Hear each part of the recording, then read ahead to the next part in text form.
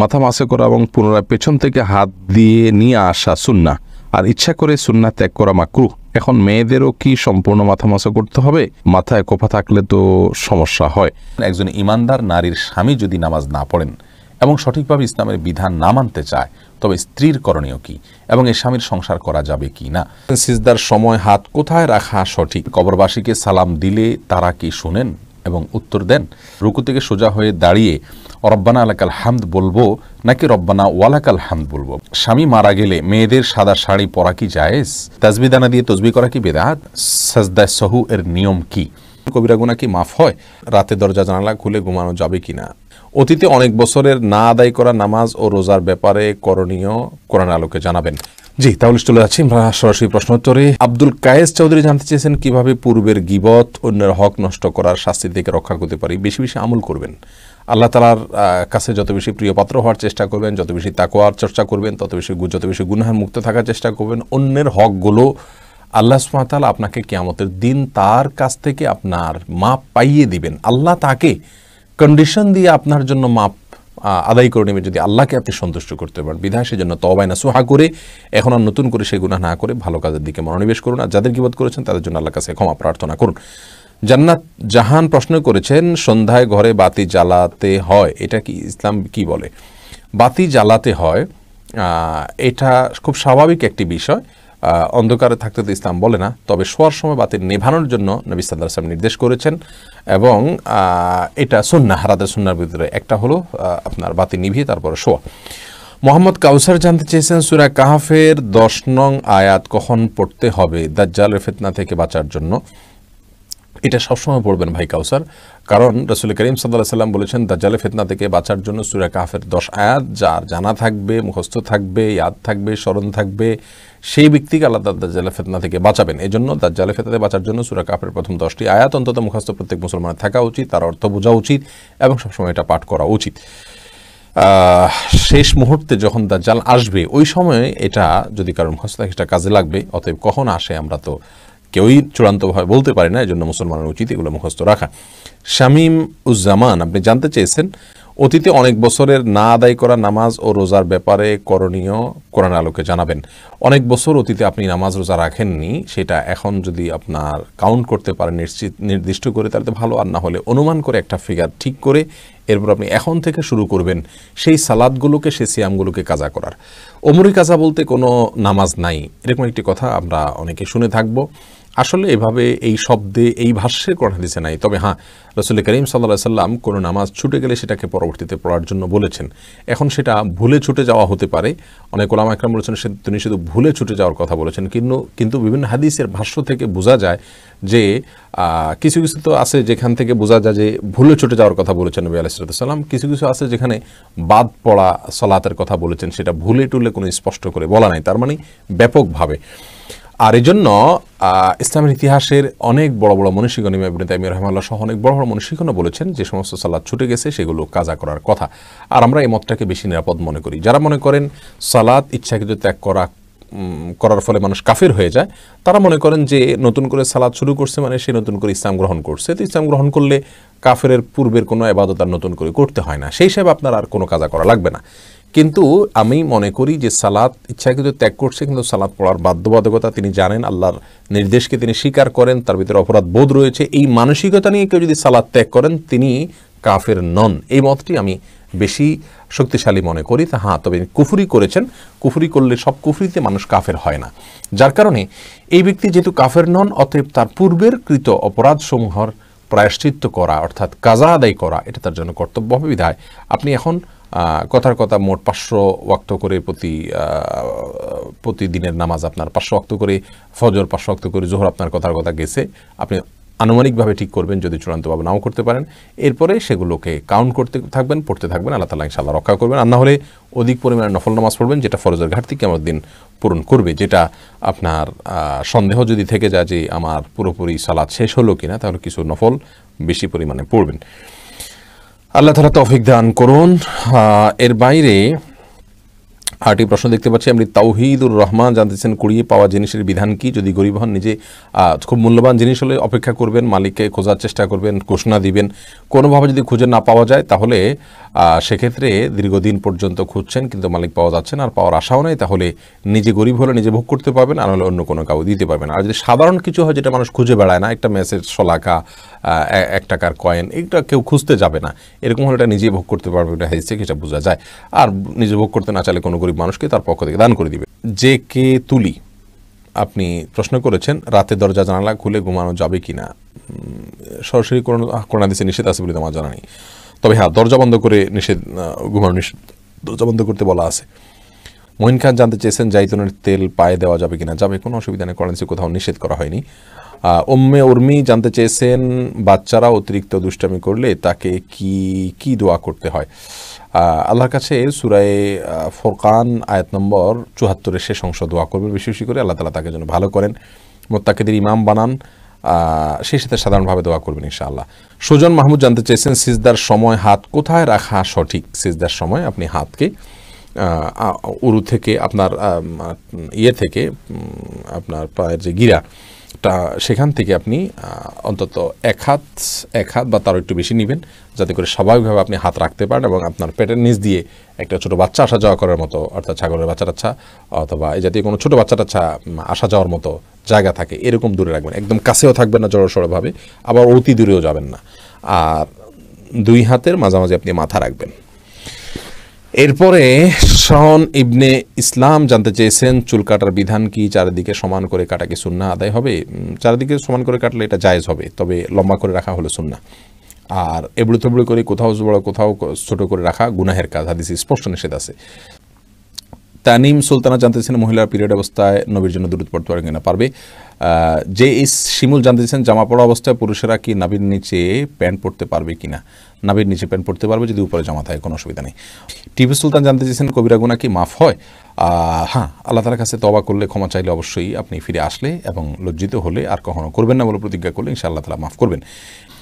এরপরে প্রশ্ন করেছেন ফারজানা হুসাইন, সাজদা সাহু এর নিয়ম কি।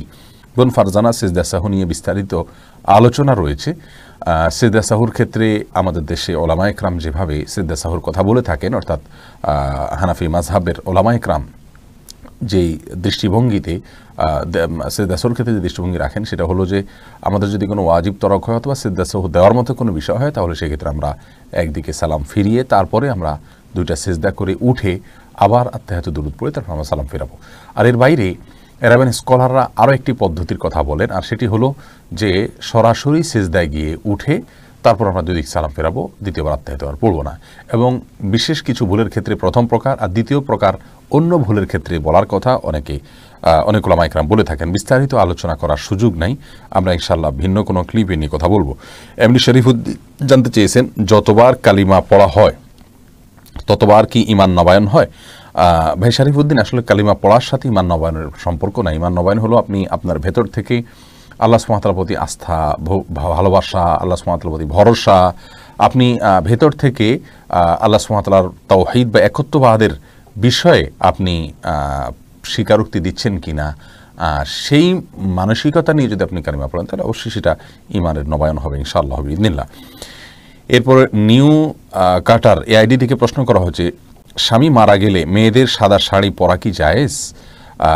মেয়েদের স্বামী মারা গেলে সাদা শাড়ি আর কালো শাড়ি এরকম কোনো কিছু পরার ক্ষেত্রে ইসলামী শরিয়াত কোনো নির্দেশনা দেয় না। ইসলামী শরিয়া বলে কোনো স্ত্রী লোক তার স্বামী যদি মারা যান তাহলে 4 মাস 10 দিন পর্যন্ত তিনি শোক পালন করবেন, আর শোক পালনের অংশ হিসাবে তিনি খুব বেশি সাজসজ্জা করবেন না, গহনাগাতি ইত্যাদি ব্যবহার করবেন না, স্বাভাবিকভাবে চলবেন। সাদাই পড়তে হবে এরকম কোনো কথা নেই। সচরাচর তিনি বেড়াতে গেলে বা কোনো অনুষ্ঠানে গেলে, কোনো মেহমান অতিথি আসলে তখন যে পোশাকগুলো পরেন এরকম কোনো পোশাক পরবেন না, বাস এটাই হলো সবচাইতে গুরুত্বপূর্ণ বিষয়। কিন্তু এর বাইরে তাকে বিশেষ কোনো কালারের কাপড় পরতে হবে, সাদা পরতে হবে এমন কোনো বাধ্যবাধকতা ইসলামী শরীয়তে নাই। এরপরে প্রশ্ন করেছেন মঞ্জুরা পারভিন, আপনি প্রশ্ন করেছেন রুকু থেকে সোজা হয়ে দাঁড়িয়ে রব্বানা আলাকাল হামদ বলবো নাকি রব্বানা ওয়ালাকাল হামদ বলবো। দুইটাই বিশুদ্ধ হাদিস দ্বারা প্রমাণিত, বরং কোনো কোনো বর্ণায় আল্লাহুম্মা রব্বানা আলাকাল হামদ, আল্লাহুম্মা রব্বানা ওয়ালাকাল হামদ এরকমও আছে, যার কারণে আপনি যে কোনোটা পড়েন তাতে আপনার সালাত আদায় হয়ে যাবে, সুন্নাহ আদায় হয়ে যাবে, যেহেতু সবগুলোই হাদিস দ্বারা প্রমাণিত। আর কাসরাতুল মাবানি তাদুল্লু আলা কাসরাতুল মাআনি, এই মূলনীতির আলোকে আপনি রব্বানা ওয়ালাকাল হামদ যদি পড়েন অথবা আল্লাহুম্মা রব্বানা ওয়ালাকাল হামদ যদি পড়েন তাহলে সেটা বেশি ভালো। তানজিনা তাহমিন নিপু আপনি জানতে চেয়েছেন, একজন ইমানদার নারীর স্বামী যদি নামাজ না পড়েন এবং সঠিকভাবে ইসলামের বিধান না মানতে চায় তবে স্ত্রীর করণীয় কি এবং এই স্বামীর সংসার করা যাবে কি না। বোন তানজিনা তাহমিন, আপনাকে বলবো, ইমানদার নারীর স্বামী যদি নামাজ না পড়েন তাহলে তিনি তাকে বোঝাবেন, ভালোবাসা দিয়ে অন্য যে কোনোভাবে তাকে বুঝিয়ে সালাতের পথে আনার চেষ্টা করবেন। যদি কোনোভাবে সেটা করতে না পারেন অন্যকে দিয়ে বোঝাবেন, তিনি যদি এটা করে না সফল না হন অন্যকে দিয়ে বোঝাবেন। একজন স্ত্রী চাইলে স্বামীর কাছ থেকে অনেক কিছু আদায় করতে পারেন, এটাই হলো স্বাভাবিকতা। যদি কখনো এর ব্যতিক্রম হয়, ভিন্ন কিছু হয়, অর্থাৎ স্ত্রী তার স্বামীকে কোনোভাবে ম্যানেজ করতে না পারেন, তার স্বামীকে যদি বোঝাতে না পারেন, তাহলে সেক্ষেত্রে আপনার বিকল্প হবে তার জন্য আল্লাহ সুবহানাহু ওয়া তাআলার কাছে সবর করা, ধৈর্য ধারণ করা। কারণ হলো তার সংশোধনের করে তাকে সংশোধন করে ফেলা এটা স্ত্রীর ক্ষমতার বাইরে। আল্লাহ সুবহানাহু ওয়া তাআলার কাছে হেদায়েত, তিনি হেদায়েতের মালিক। এই স্বামী সংসার করতে পারবেন কিনা আমি আপনাকে বলবো, অবশ্যই সংসার করবেন যদি তিনি ইমানদার হয়ে থাকেন, যদি সালাতের আবশ্যকতাকে তিনি স্বীকার করেন, তিনি যদি সালাতকে তিনি তাচ্ছিল্য না করেন, সালাতকে অস্বীকার না করেন, তাহলে সেক্ষেত্রে তার সংসার আপনি করতে পারবেন, কারণ তাকে আমরা কাফের মনে করি না। যদিও অনেক উলামা ইকরাম সালাত ত্যাগকারীকে মানে গণহারে বা পাইকারিভাবে কাফের বলে থাকেন, তাদের মতে আপনার জন্য স্বামীর সংসার করা ঠিক হবে না। এরপরে মাহমুদুল হক ভূঁইয়া আপনি জানতে চেয়েছেন, কবরবাসীকে সালাম দিলে তারা কি শুনেন এবং উত্তর দেন। মাহমুদুল হক ভূঁইয়া, আপনার প্রশ্ন উত্তরে বলবো, কবরবাসীকে সালাম দিবেন আপনি, তবে কবরবাসীরা আমাদের কথা শুনতে পান কি না এ বিষয় নিয়ে ওলামাদের মতপার্থক্য রয়েছে। অনেক ওলামা বলেন যে শুনতে পান না, তাদের দলিল হলো আল্লাহ সুবহানাহু ওয়া তাআলা কোরআন কারীমের মধ্যে বলেছেন, ওমা আনতা বিমুসমিআইন মান ফিল কুবুর, যারা কবরবাসী তাদেরকে আপনি শোনাতে পারবেন না, অর্থাৎ তাদেরকে শোনানোর ক্ষমতা আপনার নাই। আর যারা বলেন যে না ওনারা শুনতে পান, তাদেরও অনেকগুলো দলিল, অনেকগুলো কোরআন হাদিসের সূত্র রয়েছে।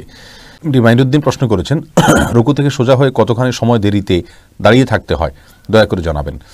দেখুন, রুকু থেকে সোজা হয়ে আমরা কমপক্ষে একবার তাসবিহ পড়া পরিমাণ, সুবহানাল্লাহ বলা সমপরিমাণ আমাদেরকে দাঁড়াতে হবে। স্বাভাবিকভাবে সুবহানাল্লাহ বলতে যত সময় লাগে, দাঁড়িয়ে সোজা হয়ে কমপক্ষে এতটুকু সময় দাঁড়াতে হবে।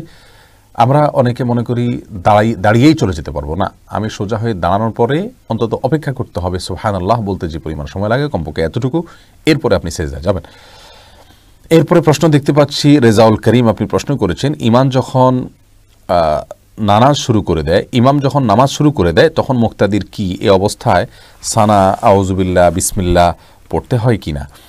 ভাই রেজাউল করিম, ইমাম যখন সালাত শুরু করে দিবেন তখন আপনাকে আউযুবিল্লাহ বিসমিল্লাহ আপনি পড়বেন না, বরং ইমামের কেরাত আপনি শুনবেন যদি ইমাম তেলাওয়াত শুরু করে দেন তাহলে সেক্ষেত্রে। আর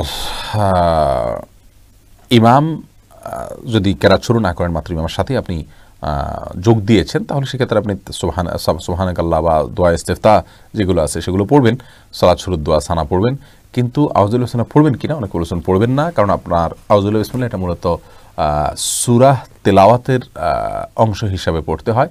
যদি জাহরি সালাত হয়, ইমাম যেহেতু পড়ছেন অতএব আপনি শুনবেন। আর যদি একাকী সালাত হয় তাহলে সেক্ষেত্রে আপনি সূরা ফাতিহা পড়ার শুরুতে আপনার পড়ার প্রয়োজনে আপনি অবশ্যই সূরা ফাতিহার আগে আউযুবিল্লাহ বিসমিল্লাহ পড়বেন। মোহাম্মদ জাহিদুর রহমান আপনি জানতে চেয়েছেন, বেতরের সালাতের কাজার নিয়ম কি। বেতরের সালাত আপনি কাজা করবেন, কাজা করাটা বিধিবদ্ধ। রাতের ভেতরে যদি পড়তে না পারেন তাহলে দিনে পড়বেন, এবং দিনে পড়ার ক্ষেত্রে অনেক উলামা ইকরাম বলে থাকেন আপনি জোড় সংখ্যক পড়বেন, কারণ দিনের কোনো বেজোড় সালাত নাই, দিনের রাত সালাত হলো জোড় সংখ্যক, সেজন্য অনেকে বলেন যে দিনে যদি কাজা করেন তাহলে জোড় সংখ্যক সালাত পড়বেন। আর আমাদের উলামা ইকরাম বলেন যে না, স্বাভাবিকভাবে আপনি 3 রাকাত অথবা বেজোড় সংখ্যকই পড়বেন, রাতে যেভাবে পড়তেন সেভাবে। মোহাম্মদ আখতার নীরা আপনি জানতে চেয়েছেন, নির্দিষ্ট কাউকে বিয়ের উদ্দেশ্যে কি আল্লাহর কাছে চাওয়া যাবে।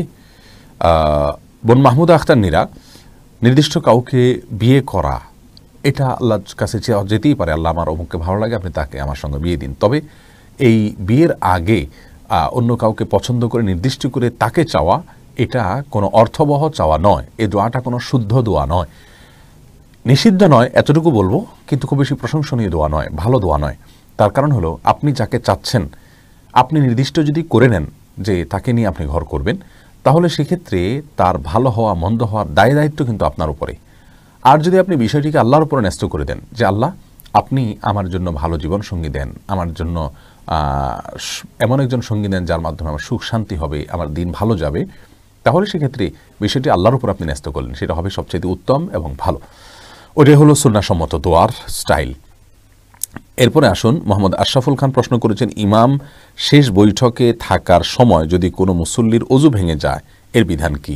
ভাই মোহাম্মদ আশরাফুল খান, ইমাম শেষ বৈঠকে থাকার সময় যদি আপনার অজু ভেঙে যায়, এখন যদি ইমাম সালাম ফেরাননি, তাহলে সেক্ষেত্রে আপনি ওই অবস্থায় সালাত ছেড়ে চলে যাবেন, যে আপনি অজু করবেন, অজু করে ফিরে এসে বসে দুরুদ বা আত্তাহিয়াতু পড়ার যদি কোনো অংশ বাকি থেকে থাকে আপনার, তাহলে সেটা পরিপূর্ণ করে এরপর সালাম ফিরাবেন একাকি। ততক্ষণ ইমাম তো সালাম ফিরিয়ে ফেলবেন, আপনি বসে একাকি সালাম ফিরিয়ে ফেলবেন, তাতে আপনার সালাত হয়ে যাবে ইনশাআল্লাহ বিইذনিল্লাহ।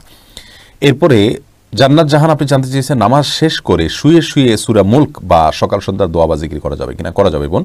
আল্লাহ সুবহানাহু ওয়া তাআলা কোরআনে কারীমে স্পষ্ট করে বলেছেন, আল্লাযীনা ইয়াযকুরুনাল্লাহা কিয়ামান ওয়া কুউদান ওয়া আলা জুনুবিহিম, যারা দাঁড়িয়ে বসে শুয়ে সর্বাবস্থা আল্লাহ তাআলার জিকির করে স্মরণ করে। অতএব আল্লাহ তাআলার জিকির বা স্মরণ এগুলো যে কোনো অবস্থা আপনি করতে পারেন। আপনার মনে কোনো অবজ্ঞা থেকে তো আপনি আর করছেন না, অতএব এটি জায়েজ হবে ইনশাআল্লাহ বিইذনিল্লাহ, কোরআন হাদিসে কোথাও নিষেধ নেই।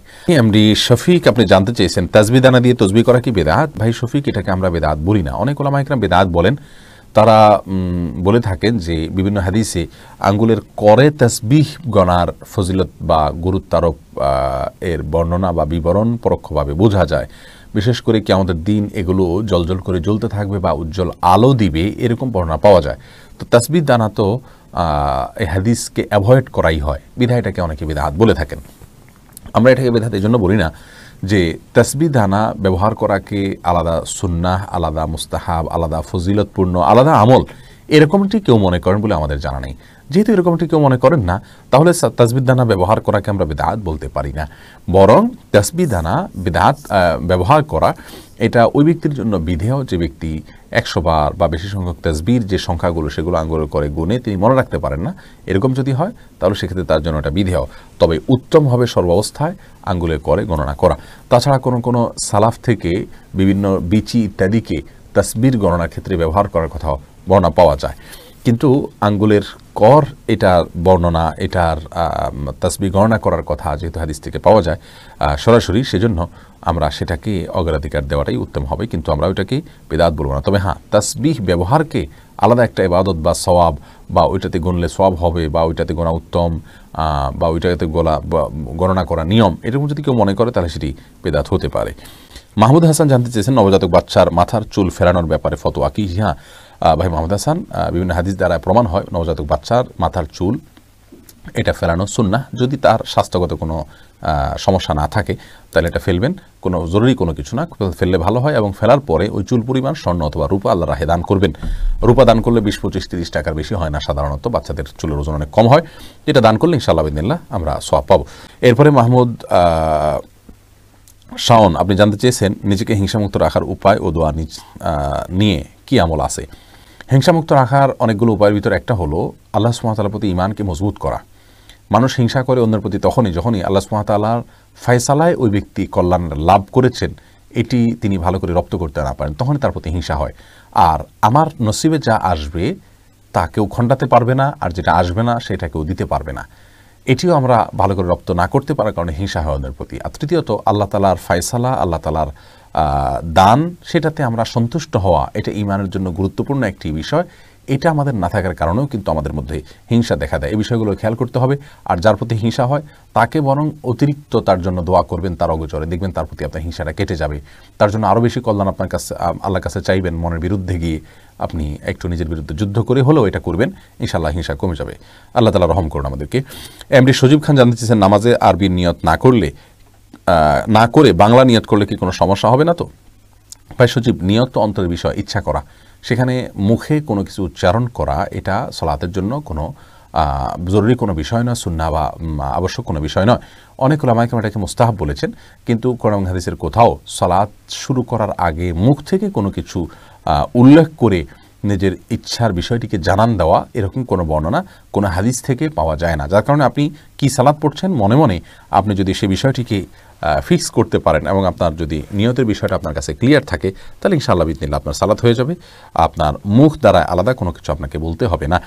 মাথা মাসে করা এবং পুনরায় পেছন থেকে হাত দিয়ে নিয়ে আসা সুন্নাহ আর ইচ্ছা করে সুন্নাহ ত্যাগ করা মাকরুহ। এখন মেয়েদেরও কি সম্পূর্ণ মাথা মাসা করতে হবে? মাথায় কোফা থাকলে তো সমস্যা হয়। এটা প্রশ্ন করছেন কাজী মায়া। দেখুন, মাথা মাসের জন্য ভেজা হাতকে এইভাবে দিয়ে পেছনের দিকে টানবেন, এইটুকু ব্যবহার হবে আর এইটুকু অবহেলিত থাকবে, কারণ এইভাবে আপনি টানবেন। আসার সময় আবার এই অংশ দিয়ে আপনি এভাবে টানবেন, তাহলে বাকিটুকু ব্যবহার হয়ে যাবে। এভাবে করাটা সুন্নাহ। অতএব এটি নারী পুরুষ সকলের জন্যই প্রযোজ্য যে সবাই এভাবে প্রথমে পেছনের দিকে নিয়ে এরপর সামনের দিকে টেনে আপনি মাসাহ করবেন। সময় এর দিকে আপনি লিখেছেন, বাড়িতে মেহেদি গাছ থাকলে নাকি মেয়েদের বিবাহ হয় না, দয়া করে এই বিষয়টি জানাবেন। মানে এই ধরনের হাস্যকর এবং কুসংস্কারের জন্য কথাও আমাদের সমাজে আছে, আমার তো ভাবতে অবাক লাগে। মেহেদি গাছ নেই এরকম বাড়ি তো গ্রামে গঞ্জে খুব কমই আছে, তাহলে সেখানকার মেয়েরা কি সবাই তো আছে? গালিব আহমেদ লস্কর লিখেছেন, আমাদের মা বোনেরা বেশিরভাগই বসে বসে নামাজ আদায় করেন, তাদের কি নামাজ হবে? মা বোনরা কতটা বসে বসে নামাজ আদায় করেন আমি জানি না, তবে অনেক পুরুষদেরকে দেখি যে আমরা চেয়ারে বসে তারা নামাজ আদায় করেন। একান্ত আপনার সেরকম শরিয়াত আপনার অ্যালাউ করতে পারে সে পরিমাণ মাজুর হওয়া ছাড়াও। তো মা বোন হোক আর পুরুষ হোক, যে কেউ হোক, সুস্থ সবল থাকা অবস্থায়ও তিনি যদি বসে বসে ফরজ নামাজ আদায় করেন তার নামাজ হবে না। আর যদি নফল নামাজ পড়েন বসে বসে তাহলে নামাজ হয়ে যাবে, সওয়াব কম হবে। আর যদি অসুস্থতার কারণে বসে পড়েন তাহলে সেক্ষেত্রে সওয়াব কম হবে না, নামাজও হয়ে যাবে ইনশাআল্লাহ তাআলা। এছাড়া আব্দুল মালিক আপনি লিখেছেন, জুমার দিনে কাউকে জুম্মা মুবারক জানিয়ে শুভেচ্ছা জানানো জায়েজ আছে কি না? সাহাবীদের মধ্যে ঈদের দিনে পরস্পরকে অভিবাদন জানানো, শুভেচ্ছা জানানোর বিষয়টি প্রমাণিত। জুমার দিনে আলাদা করে কোনো শুভেচ্ছা বিনিময় বা অভিবাদন জানানো পরস্পরকে এরকম কোনো বিষয় প্রমাণিত নয়।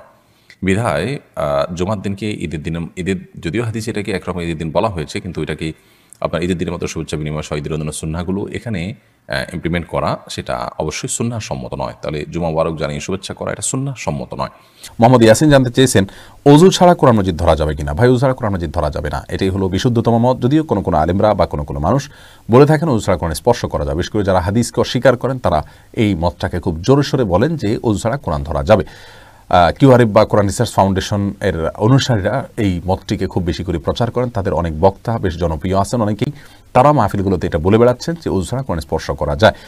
কোরআন স্পর্শ করা নিষেধ অজু ছাড়া, এর একমাত্র দলিল লায়ামসুল্লার মতো হারুন নয়, বরং এর বাইরে বিভিন্ন আসার আছে, বিশুদ্ধ সূত্রে বর্ণিত বিভিন্ন হাদিস আছে, যেগুলো দ্বারা প্রমাণিত হয় অজু ছাড়া বিনা অজুতে কোরআন স্পর্শ করা নিষিদ্ধ। অতএব শুধুমাত্র কোরআন নয়, বরং হাদিস ও ইসলামের শরিয়াত দলিল, সেই ভিত্তিতে আমরা বলবো অজু ছাড়া কোরআন স্পর্শ করা যায় না। এই মতটি শক্তিশালী এবং গ্রহণযোগ্য, এটাই সংখ্যাগরিষ্ঠ আমাদের মত। জান্নাতুল ফেরদাউস আপনি লিখেছেন, ছোট বাচ্চা যদি নামাজ পড়ার সময় সামনে এসে দাঁড়ায় বা খেলা করে, তাহলে কি তাকে সামনে থেকে সরানোর চেষ্টা করব, নাকি তাকে তার মতো খেলতে দিব? যদি সে আপনার খুব বেশি ডিস্টার্ব করে তাহলে সেক্ষেত্রে আলতোভাবে সরাতে পারেন, যাতে আমলে কাসির না হয়, অর্থাৎ আপনি সরাতে গিয়ে আবার এত বেশি মুভমেন্ট করলেন যে আমলে কাসির হয়, এরকম যেন না হয় সেই জিনিসটি খেয়াল করতে হবে। আর যদি সেটা না পারেন তাহলে, বা এত বেশি মুভমেন্ট না হয়, বরং সে যেটা খেলছে সে খুবই হালকা পাতলা খেলছে, এরকম যদি হয় তাহলে সেক্ষেত্রে তাকে তার মতো খেলতে দিবেন। আপনি অযথাই তাকে ধরতে গিয়ে নিজের নামাজের মনোযোগ নষ্ট করা কিংবা নামাজের যে কাইফিয়ত, নামাজের যে আপনার নামাজের যে অবস্থার মধ্যে আপনি আছেন সেটির পরিবর্তন করতে যাবেন, সেটার প্রয়োজন নেই। তাহারাত তানি আপনি লিখেছেন, আমরা যারা শহরে থাকি তারা চিরুনির সঙ্গে উঠে আসা চুল ফেলবো কোথায়? বাইরে ফেলার পর ময়লা ফেলা লোকেরা বিক্রি করলে কি আমাদের গুনাহ হবে? কেউ যদি কুড়িয়ে নিয়ে বিক্রি করে তাহলে আমাদের গুনাহ হবে না, তবে আমরা চাইলে আমাদের আশেপাশে যেখানে খুব বেশি আপনার ময়লা নয়, ড্রেন ইত্যাদি নয়, খুব নোংরা জায়গা নয়, সেরকম জায়গা আমরা ফেলে দিতে পারি এবং সেই জায়গাগুলো আমরা খুঁজে বের করতে পারি। আবার প্রতিনিয়ত আর খুঁজে বের করা যায় না, তাহলে সেক্ষেত্রে আমরা কোনো এক জায়গায় সঞ্চয় করে রাখতে পারি। একসাথে হলে পরে কোনো মাটির নিচে পুঁতে ফেললাম বা কোনো জায়গায় ফেলে দিলাম, সেই কাজটি আমরা করতে পারি। মানুষের শরীরে কোনো অংশ বিক্রি করা জায়েজ নয়, এটা মানবতার অপমান। যার কারণে কোনো ব্যক্তি তার শরীরের কোনো কিছু, সেটা চুল হোক অন্য কিছু হোক, এগুলো বিক্রি করে জায়েজ নয়। কেউ যদি কুড়িয়ে নিয়ে বিক্রি করে তাহলে সেক্ষেত্রে আপনার গুনাহ হবে না।